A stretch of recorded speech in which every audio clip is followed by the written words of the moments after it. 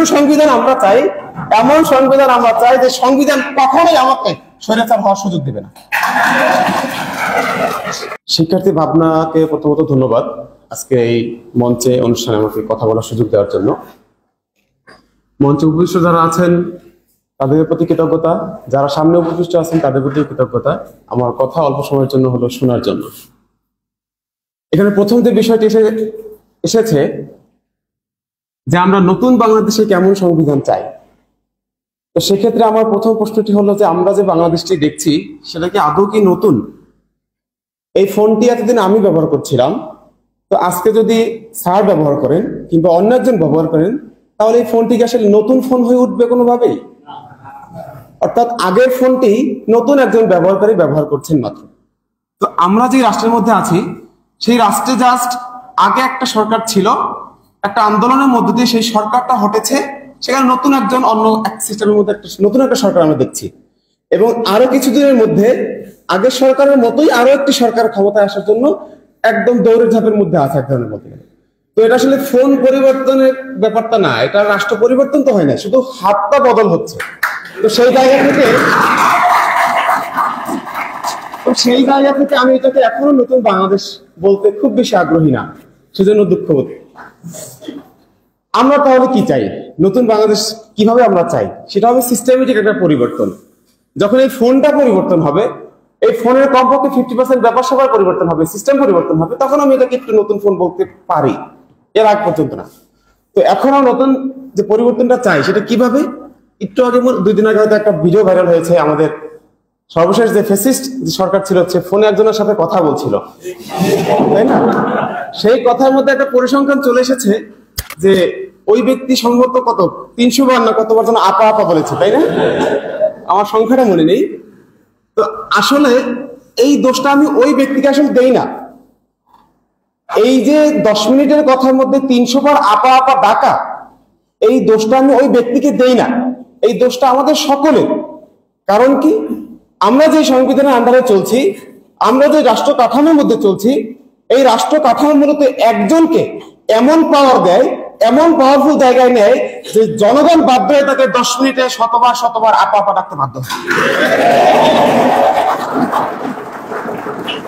এই সিস্টেমটি কি দেখেন, আমরা বলি আমাদের প্রচলিত গণতন্ত্র, খুব আমরা খুশি। কেন খুশি? হ্যাঁ, খুব জনগণের প্রতিনিধিত্ব হচ্ছে, এই সেই কত কিছু, কিন্তু আদৌ কি জনগণের প্রতিনিধিত্ব হচ্ছে? হচ্ছে না।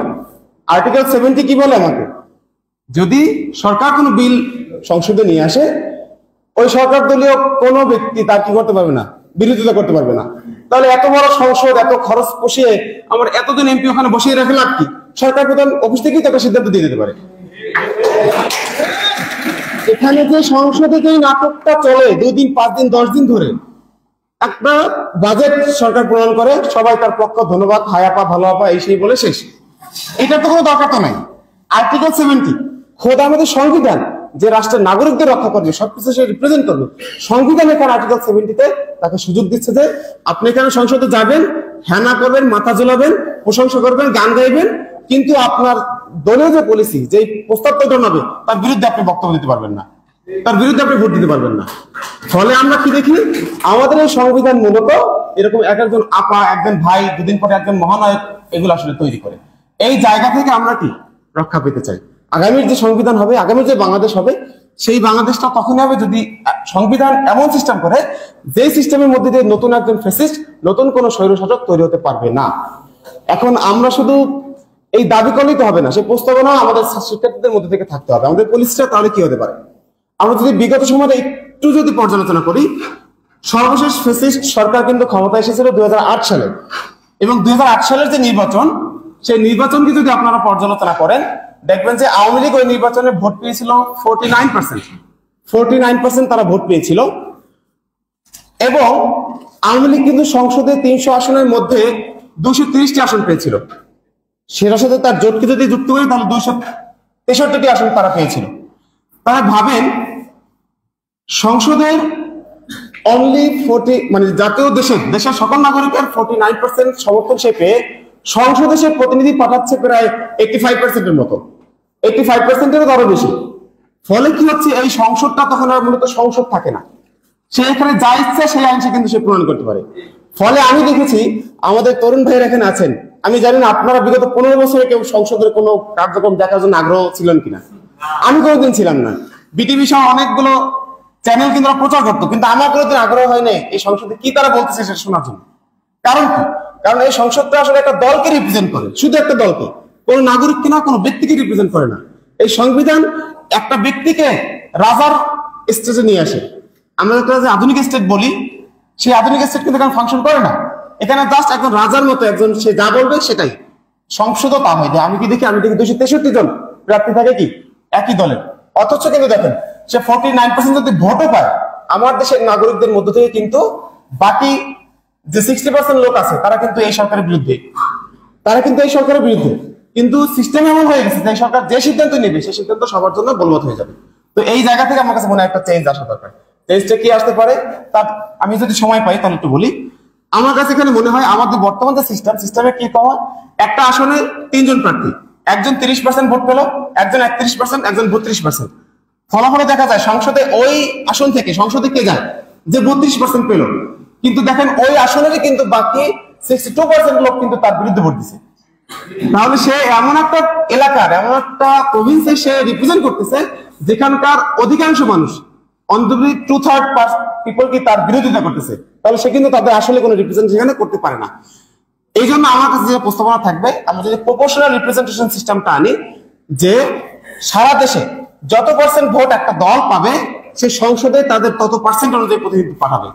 কোন একটা দল, আওয়ামী লীগ যদি 30% ভোট পায়, বিএনপি যদি 30% ভোট পায়, তাহলে সেই অনুযায়ী 90 জন করে তারা সংসদে পাঠাবে ওই পার্সেন্টেজটা হিসাবে। এখন আমাদের প্রশ্ন আসবে, তাহলে এলাকা ভিত্তিক যে একটা কাঠামো আমাদের দেশে দাঁড়িয়ে গেছে, এটা তো এত সহজে ভাঙা সম্ভব না।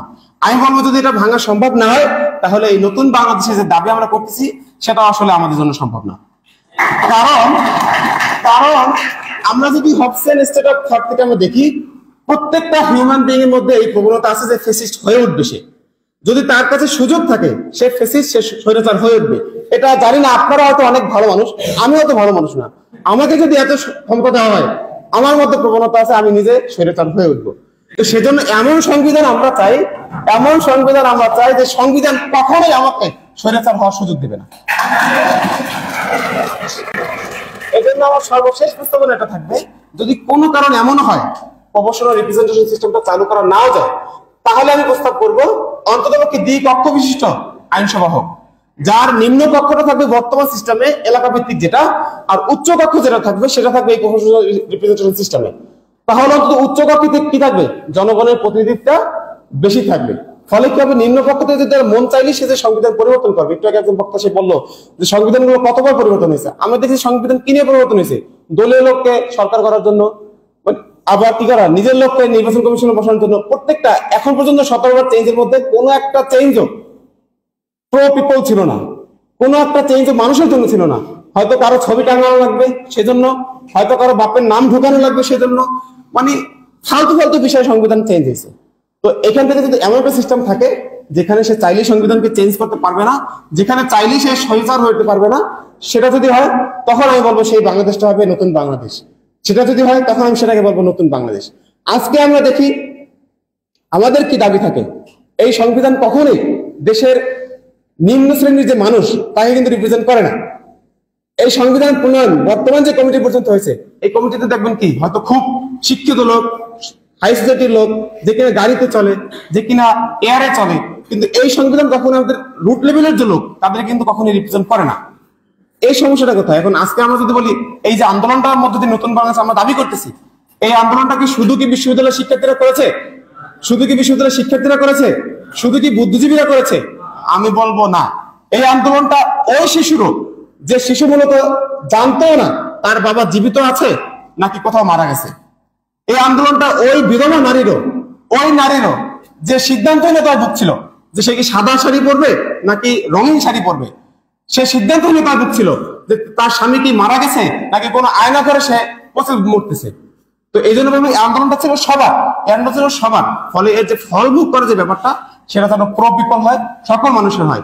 এই জন্য সর্বশেষ কথা আমি বলবো, আমরা এমন সংবিধান চাই, নতুন বাংলাদেশের জন্য আমরা এমন সংবিধান চাই যে সংবিধান যেন কাউকে নতুন করে স্বৈরাচারী হওয়ার সুযোগ না দেয়। ধন্যবাদ।